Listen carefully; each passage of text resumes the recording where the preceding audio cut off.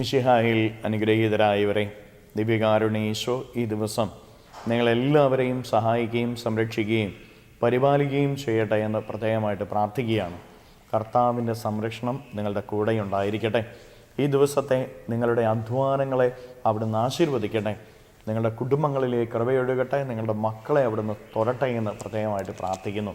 വിശുദ്ധ യോഹന്നാന സുവിശേഷത്തിൻ്റെ 6-ാമത്തെ അധ്യായത്തിന് 47 മുതൽ 53 വരെയുള്ള തിരുവചന ഭാഗങ്ങളിലൂടെ ഈശോനാഥൻ പഠിപ്പിക്കുന്നത്, ഞാനാകുന്ന അപ്പത്തെ ഭക്ഷിക്കാത്തവന് നിത്യജീവനുണ്ടായിരിക്കുകയില്ല. ഞാനാകുന്ന അപ്പത്തെ ഭക്ഷിക്കുന്നവൻ്റെ കൂടെ ഞാൻ ഇന്നും വസിക്കും. പ്രിയപ്പെട്ടവരെ, ശക്തമായ പഠനമാണ് ഈശോ നൽകുന്നത്. ഈ ബോധ്യം നമ്മുടെ ഉള്ളിലേക്ക് നമുക്ക് സ്വീകരിക്കാം. ഈശോയാണ് അപ്പം, ദിവ്യകാരുണ്യം. ദിവ്യകാരുണ്യമാകുന്ന ഈശോയെ നമ്മുടെ ജീവിതത്തിൽ അനുദിനം സ്വീകരിക്കുമ്പോൾ നിത്യജീവൻ നേടിയെടുക്കാനായിട്ടുള്ള കൃപ നമുക്ക് ലഭിക്കുന്നു. ഒപ്പം ഈശോ എപ്പോഴും നമ്മുടെ കൂടെ ഉണ്ടായിരിക്കുകയും ചെയ്യും.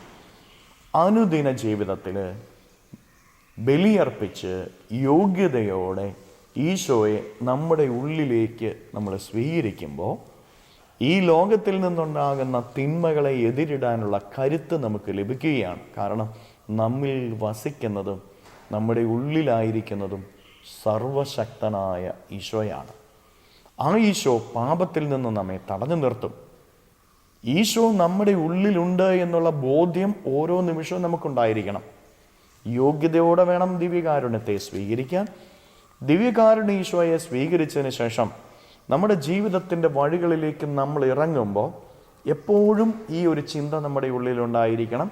എൻ്റെ ഉള്ളിലുള്ളവൻ ഈശോയാണ്. ഈശോ എൻ്റെ ഉള്ളിലുണ്ട്. ഈശോ എൻ്റെ ശരീരത്തിലുണ്ട്. ഈശോ എൻ്റെ രക്തത്തിലുണ്ട്. ഈശോ എൻ്റെ ചിന്തയിലുണ്ട്. ഈശോ എൻ്റെ വികാരങ്ങളിലുണ്ട്. ഈശോ എൻ്റെ വിചാരങ്ങളിലുണ്ട്. എനിക്കൊരു തെറ്റിൻ്റെ ചിന്ത വരുമ്പോൾ, തെറ്റിൻ്റെ പ്രവൃത്തി ചെയ്യാനായിട്ട് ഉള്ള സാഹചര്യം വരുമ്പോൾ, പ്രലോഭനങ്ങൾ വരുമ്പോൾ എൻ്റെ ഉള്ളിൽ ഈ ചിന്തയുണ്ടായിരിക്കണം, എൻ്റെ ഉള്ളിൽ ഈശോ ഉണ്ട്. എൻ്റെ ഉള്ളിലുള്ള ഈശോയ്ക്കെതിരായിട്ട് ഞാനൊരു തിന്മ പ്രവർത്തിക്കില്ല. ഈ ഒരു ചിന്തയോടെ തിന്മയിൽ നിന്ന് നമ്മൾ അകന്നു നിന്നാൽ നമ്മുടെ ഉള്ളിലുള്ള ഈശോ നമ്മിൽ പ്രവർത്തിച്ചുകൊണ്ടിരിക്കും. അവൻ നമ്മുടെ കൂടെ ആ ദിവസം മുഴുവനുണ്ടാകും. നമ്മൾ ചെയ്യുന്ന കാര്യങ്ങൾക്ക് വിജയം ലഭിക്കും. നമ്മൾ ചെയ്യുന്നത് എന്താ? ദിവ്യകാരുണ്യത്തെ സ്വീകരിച്ചിട്ട് നമ്മൾ നമ്മുടെ വഴികളിലേക്ക് ഇറങ്ങി നമുക്ക് തോന്നുന്നത് പറഞ്ഞ് നമുക്ക് തോന്നുന്നത് ചെയ്ത് നമ്മൾ നടക്കുക. അങ്ങനെയല്ല.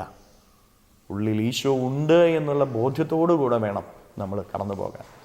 ബലി നമ്മൾ എങ്ങനെ അർപ്പിക്കുന്നു, ഏത് ചിന്തയോടുകൂടെ ബലി അർപ്പിക്കുന്നു, അതേ ചിന്ത ആ ദിവസം മുഴുവനും ഉണ്ടായിരിക്കണം. കാരണം നമ്മിൽ ഈശോയുണ്ട്.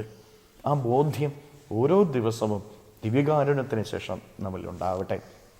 അപ്പോൾ നിത്യജീവൻ നേടാൻ ഈശോ നമ്മളെ സഹായിക്കും. ഈശോ ദാനമായി നിത്യജീവൻ നൽകും. ആ ദിവസത്തെ എല്ലാ കാര്യങ്ങളിലും അവിടുന്ന് കൃപ കൊണ്ട് നിറയ്ക്കും. കരങ്ങൾ യാചനയോടെ പിടിച്ച് ഈ ദിവസത്തെയും ഈ ദിവസത്തിൻ്റെ എല്ലാ അധ്വാനങ്ങളെയും എല്ലാ കാര്യങ്ങളെയും, കുടുംബത്തെയും ജോലിയെയും കൃഷിയിടങ്ങളെയും ബിസിനസ്സിനെയും പഠനങ്ങളെയും പോകുന്ന വഴികളെല്ലാം ഈശോയ്ക്ക് കൊടുത്ത് സ്തുതിക്കാം. ഹല്ലേലൂയ. ഈശോയെ നന്ദി. Hallelujah, hallelujah, hallelujah, hallelujah, hallelujah, hallelujah. കർത്താവ് ഈശോയെയും മക്കളെ ഓരോരുത്തരെയും സമർപ്പിക്കുന്നു. ഇവരെ ഓരോരുത്തരെയും അനുഗ്രഹിക്കുകയും ആശീർവദിക്കുകയും ചെയ്യണമേ. ഇവരുടെ ജീവിതങ്ങളിലേക്ക്, ഇവരുടെ അധ്വാനങ്ങളിലേക്ക്, ഇവരുടെ നൊമ്പരങ്ങളിലേക്ക്, ഇവരുടെ കഷ്ടപ്പാടുകളിലേക്ക്, ഇവരുടെ കുറവുകളിലേക്ക് അങ്ങ് ഇറങ്ങിച്ചെന്ന് ഇവരെ സഹായിക്കണമേ, സംരക്ഷിക്കണമേ, പരിപാലിക്കണമേ. ഇവരുടെ അധ്വാനങ്ങളിൽ അങ്ങ് ഇവരുടെ കൂടെ ഉണ്ടായിരിക്കണമേ. ഈശോയെ, ഈ ദിവസം ഇവർ ചെയ്യുന്ന സകല കാര്യങ്ങൾക്ക് വിജയവും ഉന്നതിയും നൽകി അനുഗ്രഹിക്കണമേ. കൃപ ഇവരിലേക്ക് ഒഴുകട്ടെ, അഭിഷേകം ഇവരിലേക്ക് ഒഴുകട്ടെ. ദിവ്യകാരുണ്യത്താൽ ആശീർവദിക്കുമ്പോൾ ഇവരിൽ നിന്ന്, ഇവരുടെ അധ്വാന മേഖലയിൽ നിന്ന്, ജീവിത വഴികളിൽ നിന്ന് സർവ്വ തിന്മകളും ബന്ധനങ്ങളും കെട്ടുകളും പിശാചിൻ്റെ ഉപദ്രവങ്ങളും നാരകീയ ശക്തികളുടെ പ്രവർത്തനങ്ങളും നിർവീര്യമായി തീരട്ടെ എന്ന് കൽപ്പിക്കുന്നു. എല്ലാ കെട്ടുകളും ഇവരുടെ ജീവിതത്തിൽ നിന്ന് അഴിയട്ടെ എന്ന് കൽപ്പിക്കുന്നു. തിന്മ തകരട്ടെ എന്ന് കൽപ്പിക്കുന്നു. Hallelujah, hallelujah, hallelujah, hallelujah. നിത്യം പിതാവും പുത്രനും പരിശുദ്ധാത്മാവുമായി സർവേശ്വരായ എന്നേക്കും ആമേൻ.